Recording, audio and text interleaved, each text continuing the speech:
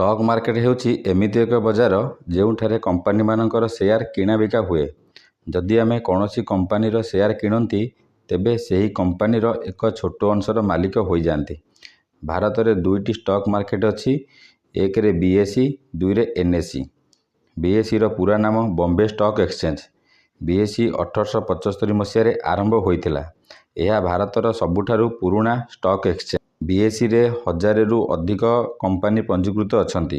BSE रो प्रमुख index हेउची Sensex. Sensex रे भारतर 30 T बड़ कंपनी अछंती। द्वितीय एक्सचेंज हेउची एनएसई। एनएसई रो पूरा नाम हेउची नेशनल स्टॉक एक्सचेंज। एनएसई 1992 मसीह आरंभ होइथिला। एनएसई रो मुख्य इंडेक्स हेउची निफ्टी 50। निफ्टी 50 रे भारतर 50 टी बड़ कंपनी अछंती। एबे आसंतु जानिबा एनएसई और बीएसई रे कंपनी किपरि पंजीकृत हुअंती और किपरि शेयर किणा बिका हुए। प्रथमे जानिबा शेयर कौन। शेयर कहिले भाग, कौनसी जिनिस रे निजर मालिकाना, निजर हक। एबे आसंतु जानिबा शेयर केमिति आमे किनि परिबा। उदाहरण, आपण गोटिए बड़ कंपनी खोलिले, बिजनेस भल चलुची, एबे आउ गोटिए नुआ फैक्ट्री खोलिया पई चाहुचंती। फैक्ट्री खोलिया पई 100 कोटी टंका दरकार। आपणक पाखरे टंका नाही, कौन करिवे?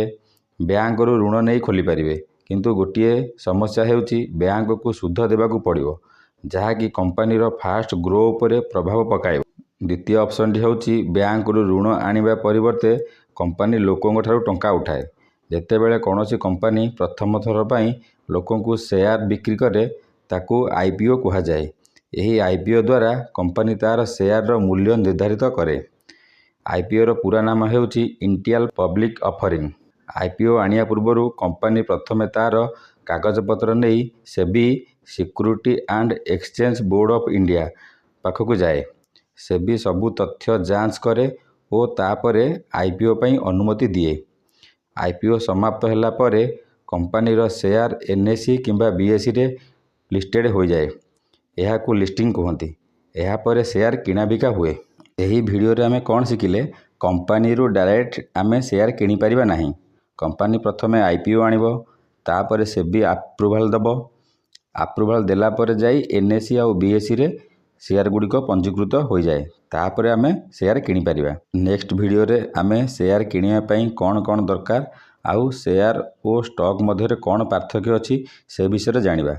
ओडिया रे स्टॉक मार्केट शिखिया पई आम चैनल को लाइक करंतु एवं सब्सक्राइब करंतु। जदि आपनकर स्टॉक मार्केट विषय रे किछि क्वेश्चन अछि कमेंट करंतु।